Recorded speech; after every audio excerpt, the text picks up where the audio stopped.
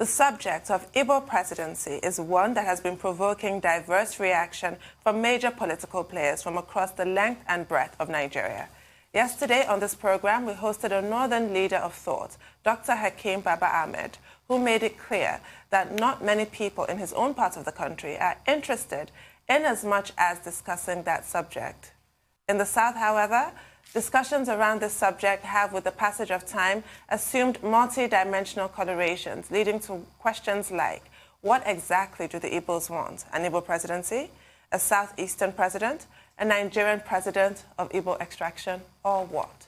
Our guest for this is journalist, writer, newspaper columnist, and public policy analyst, Dr. Okey Ikechukwu, who is also Executive Director, Development Specs Academy, who also look at the sudden interest in former President Dr. Goodluck Jonathan by the All Progressives Congress and the unusual reaction of the People's Democratic Party to the development after it claimed that its rival's interest in the former president was a function of the great work it did in managing Nigeria for 16 years.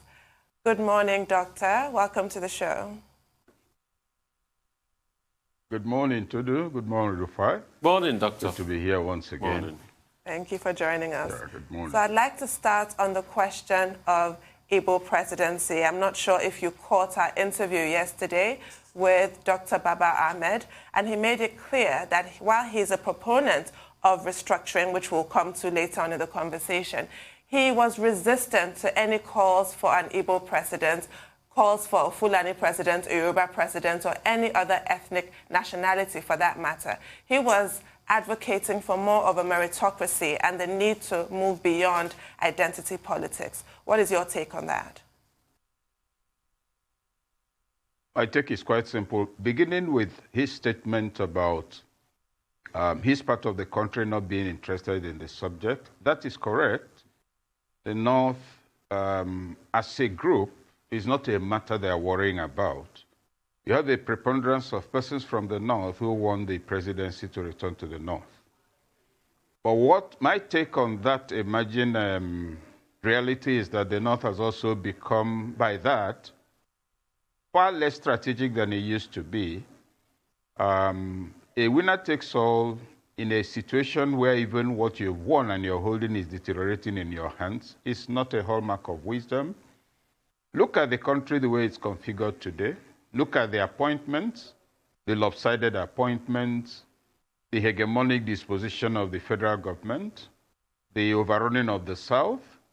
And so the more sensitive and politically strategic people from that part of the country will clearly be alarmed and concerned about how to bring about some kind of reintegration, a greater feeling of involvement by those who are clearly cut out. So he is correct. It is true that there's a preponderance of that perception.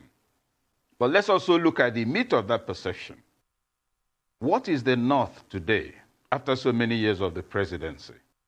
Today we have lopsided appointments in favor of the North under the Buhari government. The same North where close to 40% of the space is taken over by marauders. So it's also time to ask, if I'm a Northerner, I ask myself, what is it we've got? What are we gaining? Is it true that there are local governments that have been without any form of governance for over 6 years, or at least something in that range, and for which monies are being allocated, usually not below 100 million every day, every month? So these are the issues on the table. It is correct that they don't like it, but wisdom is different from desire. The North has a duty, even in its own interest, to think again about returning the presidency in 2023, unless, of course, he doesn't want Nigeria. Go along, take inventory of the owners of oil wells. What percentage of owners of oil wells are from the South? Mining is being done in the North with licenses. Is mining not a solid mineral supposedly under the exclusive list of the federal government? So is it right that the minerals in the North are mined and the ones in the South are taken as federal property and shared, again, lopsidedly in favor of the North? So his argument, well, not even argument, he is stating the fact about the preponderant disposition. And it is in situations like that that intelligent leadership steps forward to guide mass opinion, even in the interest of self-preservation.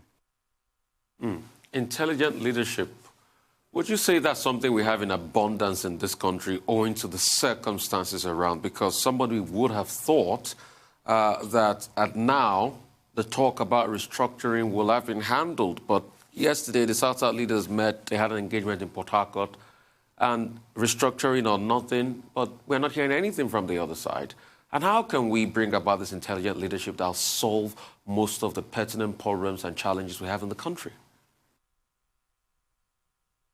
Well, when you speak of intelligent leadership, I dare say that we had intelligent leadership before the first military coup. And what I mean by that is not a conglomeration of very smart PhD holders or angels from heaven, no. People who understood the interests of their people were heavily in defense of that interest, but were also always careful to ensure they do not become too aggressive as to disrupt the union. That is intelligent leadership. Chief Awolowo was totally unapologetic in his commitment to the Southwest. Sir Ahmadu Bello was quoted that when Zeke told him, look, it's important we should forget our differences, that he said, no, on the contrary, it's important we remember our differences. So intelligent leadership is not about being smart, but about being strategic, about focusing on the wider interests of the people, about not taking mass opinion for wisdom, and about being a guide rather than the leader of a riot. Now, that's what we need in the North at the moment. That's what we also need all over the country, because you have a new political elite has emerged in the country that is primarily driven by consumption, backdoor agreements, negotiations, and they come out and make a speech, and they're all living comfortably, they all have private security. The country is ungoverned, north, south, east, everywhere, west. And so, question of the emerging intelligent leadership, let them meet. Let people speak up, because what I see that's likely to unfold is, we saw NSAS, the failure to exercise intelligent leadership is likely to bring everything to a boil, so that the privileges that's making people to act unsmartly, if I must use the expression, will be taken from them by violence.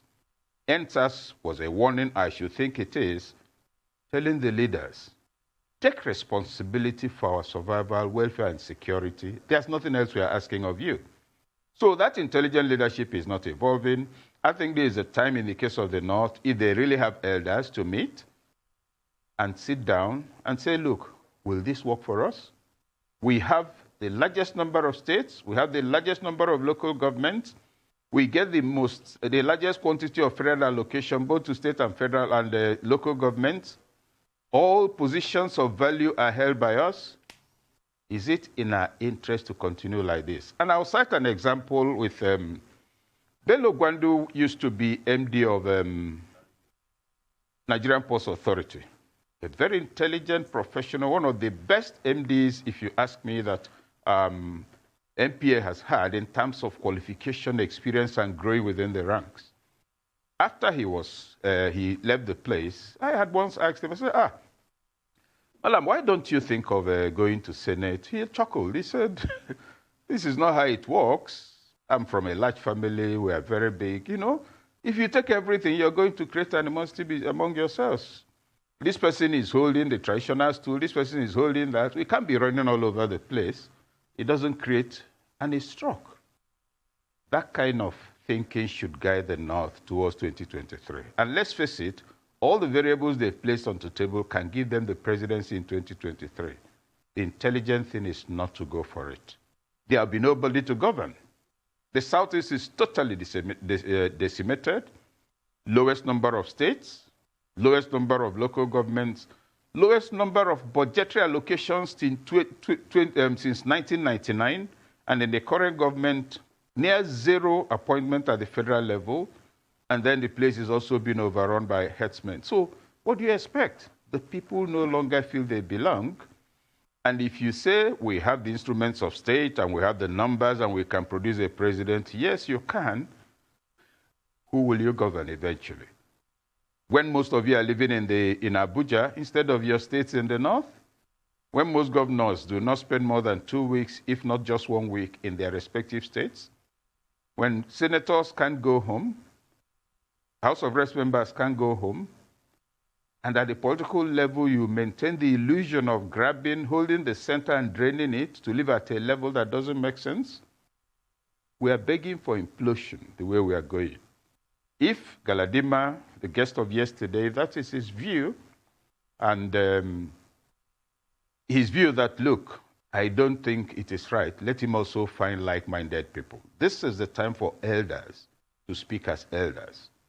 You don't bring in the children when matters of state are being discussed. Every region has its own excitable adults and youths. They are not the ones to drive the strategic interests of a people. It's time for the North to sit down and ask itself fundamental questions. Very fundamental. Because, yes, he's talking about meritocracy. If there was anybody that could have held Nigeria together without anybody making making a whimper, it was MKO Abiola. He was so popular that nobody even remembered it was a Muslim ticket. You have such a person now. So if you want meritocracy, you probably go and bring Sule Lamido, Sanusi. Oh, he is this. You paint up somebody else and market meritocracy, but you're pushing for the North. We are not children. Events have gone so far and so bad in Nigeria that the Nigerian state is not trusted by a single ethnic group or sub-ethnic group. They see the state as, if you like, a sleeping man, and all the ethnic groups are like mosquitoes looking for a favorite place to perch and suck. So to now suddenly talk about meritocracy, let them start by introducing meritocracy in admissions. Why should I score 30? I won't be admitted into a unity school, and somebody who has 3 points is admitted. Let them start meritocracy. Let them look at admissions in all schools. You find entries in JAMB. You know the number from different parts of the country. You know those who made the best results. Then you look at federal positions, whether in the judiciary, in all the establishments of state. It will turn out that those who did not quite do well in any of the indices are the ones on top and the majority on top. So it's convenient to now pretend that Nigeria doesn't exist and talk about meritocracy at the level of the president. By what criteria are you measuring meritocracy? Oh, you know we are being objective. It doesn't matter where you come from. We are building one country. You can go and sing lullaby to primary school children.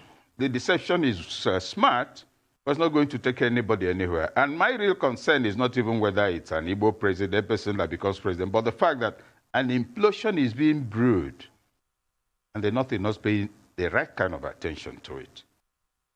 Thank you, Doctor. Well, personally, I'm all for meritocracy, but only after everybody has had a bite of the cherry in the same terms as the others. Why apply that now, this sudden end to zoning, before everybody has had the same terms? That's the part that I object to. We can get to meritocracies later. But I wanted to ask you, this idea of the Igbo presidency really has been in the ether for quite some time, but it's taken a more escalated turn with the defection of the governor of Ebonyi State, Dave Umahi. It's now on the front burner, or ought to be, for APC and PDP. So let's move away from the theory of the Igbo presidency. In practical terms, who are those candidates that you think could clinch it, and what names? Well, I'll come to names, but let me talk on the subject matter itself. I think what people are talking about is that somebody of the Igbo ethnic extraction should be president of Nigeria. That is different from saying that somebody from the Southeast should become a president in order to drive the interests of Igbos. That is stupid. That's not what anybody is asking for. My former boss, late Ojomadekwe, in fact, had said the idea was idiotic. He was misunderstood because his argument was simple.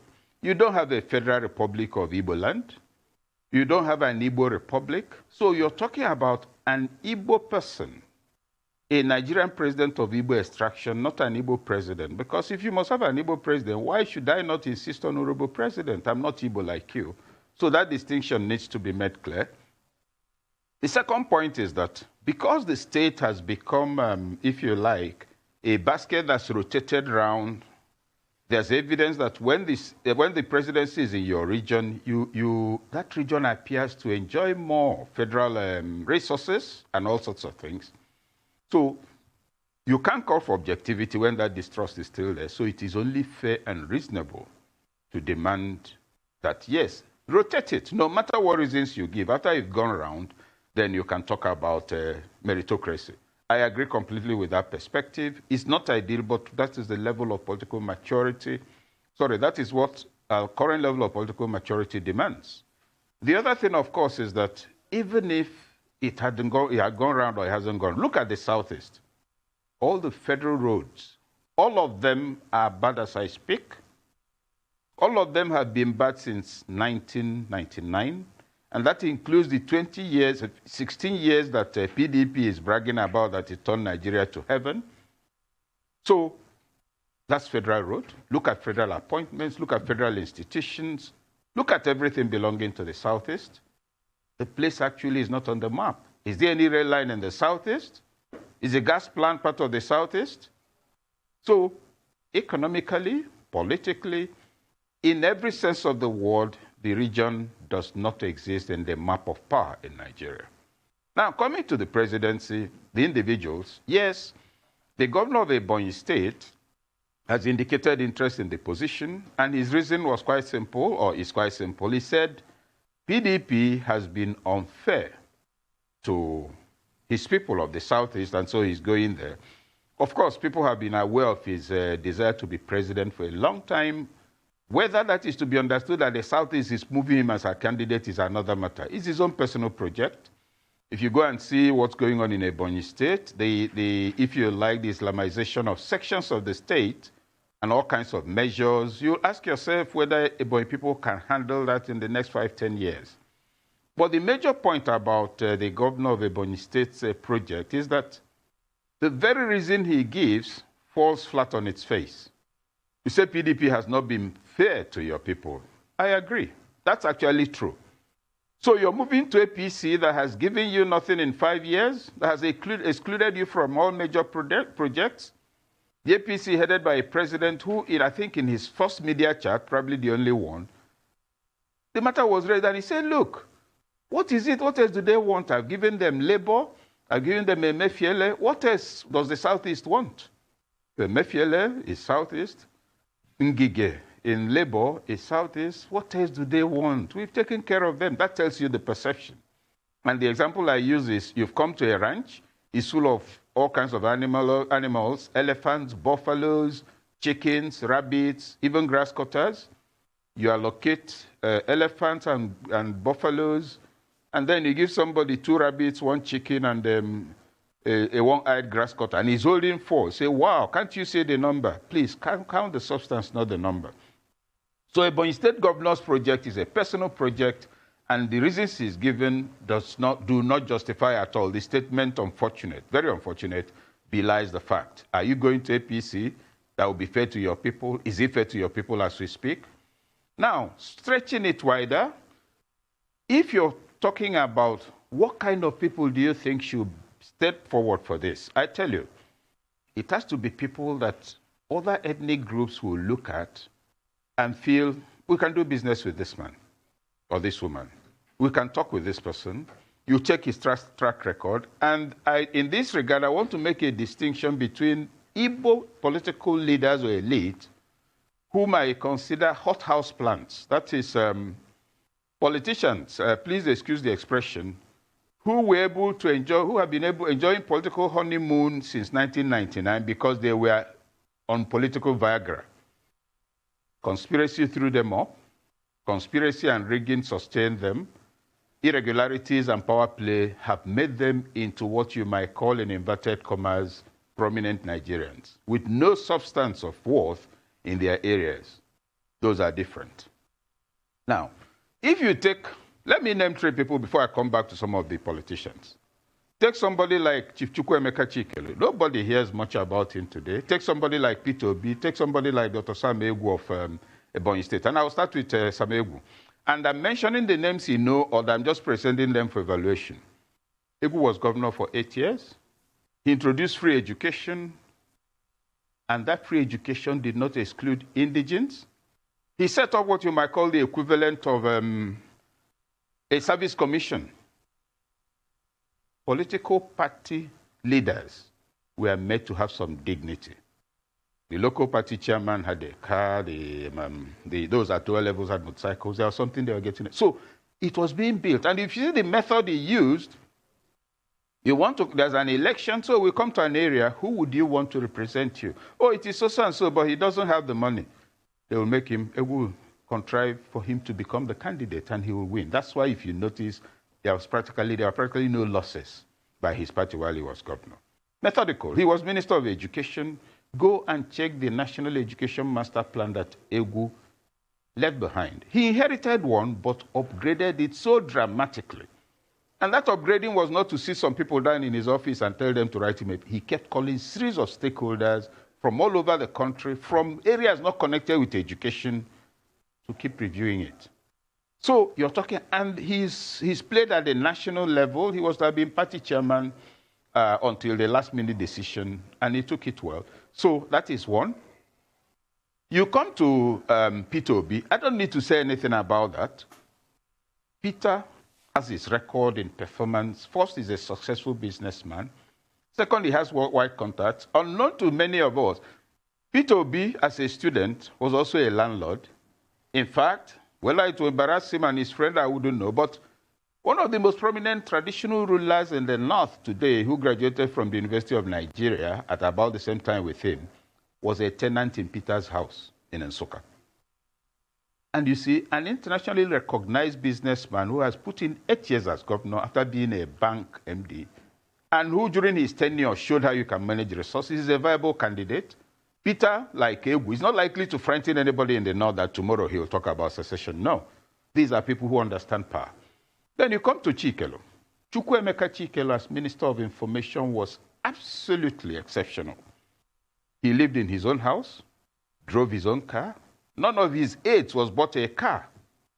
None of his aides had his or her rent paid for by the federal government. Chikelo said that national communication all over the world does not involves the dissemination of information and communication that reaches the people without anybody coming on TV to insult you or for you to come to. That's why he rebuilt the National Press Center. So it goes back to what it used to be.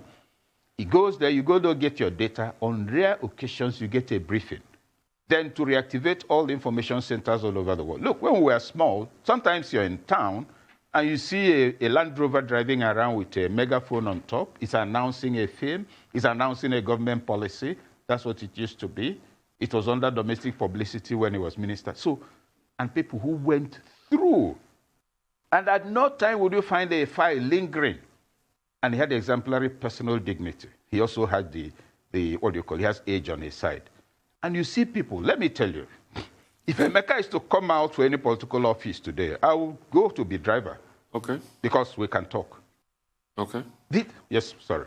Okay, I mean, you've stated, yeah? you stated a couple of names, people that you think, can do the job, that, for you have that great sense of integrity. But let me also throw a little spanner in your wheel. Other people will say, oh, how about somebody like Amechi? Although some people will contest and argue that they'll say, oh, why wasn't there the South-South leaders' engagement yesterday? That he stands a chance, even governor of Rivers State. What about people like Wike and the likes in and the Ekweremadu? Yeah, right? So on the APC side, yeah. So what of people like that? Let's get let me also throw this into you. The visit by the APC to former President Goodluck Jonathan is another one. So a lot of people are also looking at that possibility too. What's your take on these three issues lumped together? Okay, first of all, on the names you've mentioned, you see, with all due respect to the gentlemen you mentioned, in my view, most of them, if not all of them, are people who have been enjoying political honeymoon based on political Viagra provided by the Nigerian elite conspiracy. You mentioned Amechi. I will not make any comment other than to say that, no, I don't see him as a viable presidential candidate. And that is purely personal. Temperament is important. Record is important.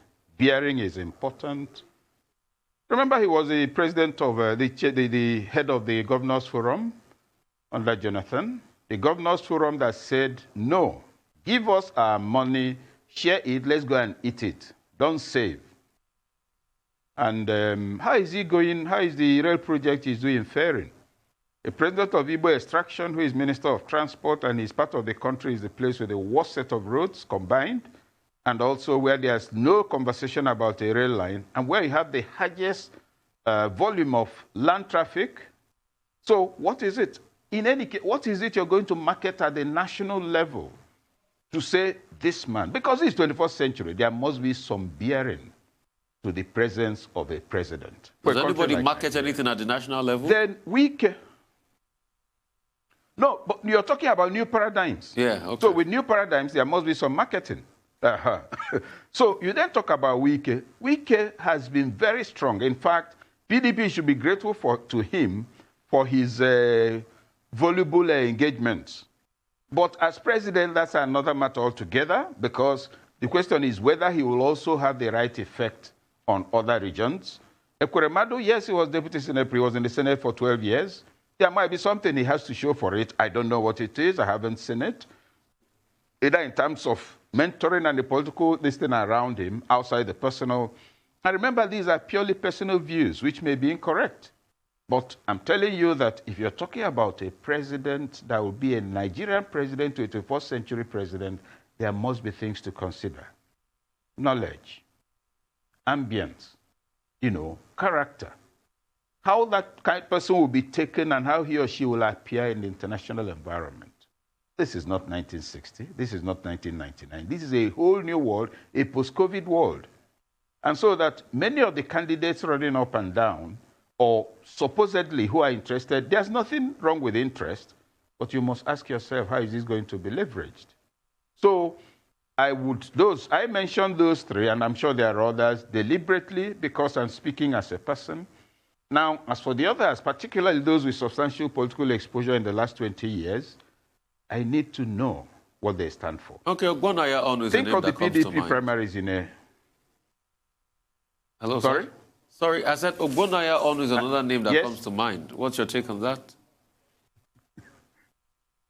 Nothing. Where has he been since APC came to power? With all due respect, let's note a few things. Ogbonnaya Onu is a gentleman. He was governor of Abia State. He is a man without, he does not struggle to make any displays. So he's also not likely to frighten people. But you see, presidency is about the exercise of power. And I make no bones about that. He's minister. Yeah, he's doing all sorts of things. He wrote a book showing how he championed the coalition that bettered the APC. How many people know that such a book was written? And it's not like there were no efforts to. So the point is, it's not sufficient that you're good. It's not sufficient that you're respectable. There's a presence that's connected with every serious masquerade. And that presence needs to be seen in anybody you want to make president. And, so in my view, and I may be wrong, he's certainly not one of those I would recommend, not for any defect in his personal character, but because the Nigerian state of today, in my view, and I may be wrong, is not one that I'm convinced he can navigate successfully. With all due respect to the man, and he's a man for whom I have a lot of respect. This is the 21st century. It's not enough to speak in low tones. No. You will speak with authority without being offensive.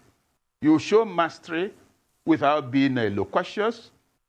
And so talking about that, go back to I was trying to talk about the PDP primaries of the last one, in Port Harcourt. Yes, if you recall, I was spokesperson for one of the candidates. Look, as we left Babangida's house, my phone rang. Somebody said, Dr. Ikechukwu, how are you? You're leaving Ibrahim's place. Well, the man you're supporting is not going to be him. He's going to be Atiku. And we want you to join. I said, no, that's out of the question. He started laughing. I said, sir, why are you laughing? I said, they told me you were going to say that you usually only do what you believe in.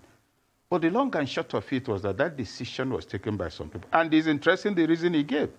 He said, look, doctor, young man, I can call you young man because my last son is older than you.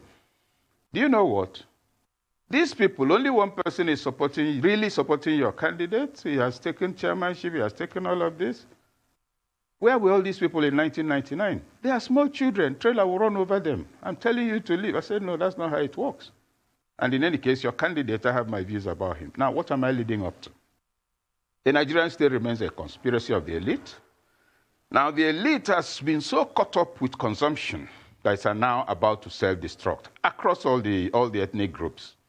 All former governors, as I speak, have police escorts, have private security. Same for most former deputy governors and all the rest of it. Doctor, now, I'm sorry to interrupt you. We only have a few minutes left, and I'd like you to address the question that Rufai asked you about the apparent wooing of the former president, Goodluck Jonathan, by APC. Oh, yes. Yes. The sudden chumminess that we're seeing, and PDP's response to it, saying that it's an acknowledgement of the wonderful job that the PDP did for 16 years. And by the way, I know who your candidate was. That was Tambawal. No. I wish I could guess who called you.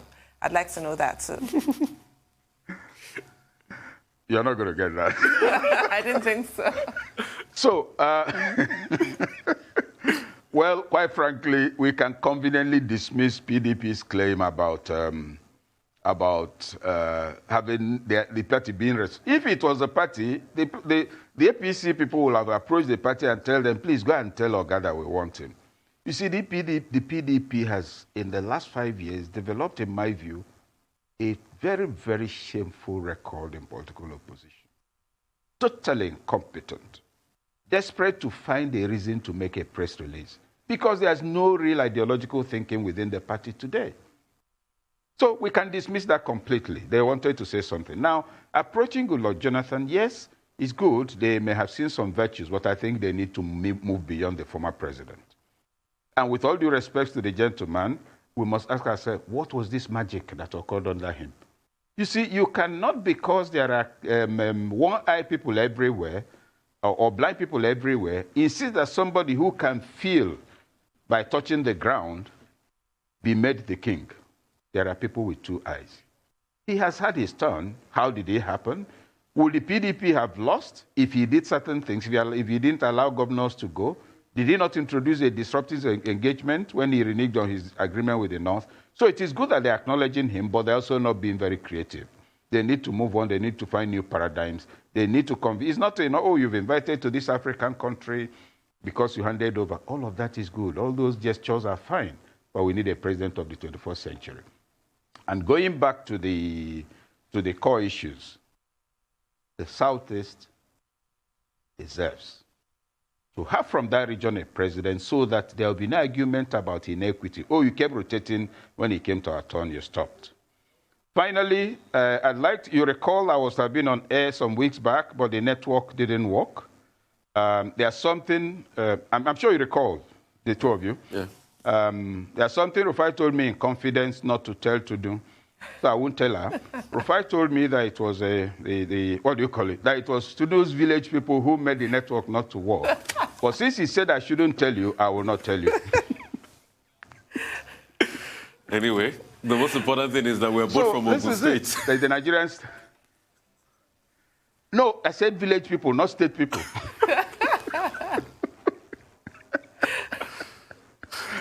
You know? So the summary of it is that...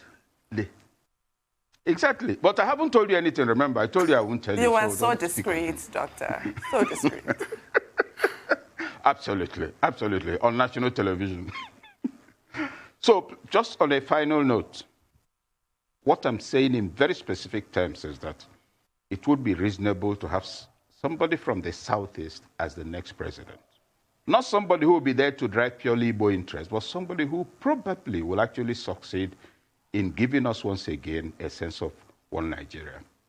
But to use the numbers and to use the power of today and the capacity to rig and intimidate, to turn it the other way around, you're not just disenfranchising a people, you're passing a vote of no confidence on the Federal Republic of Nigeria for some sections of the country, particularly the Southeast.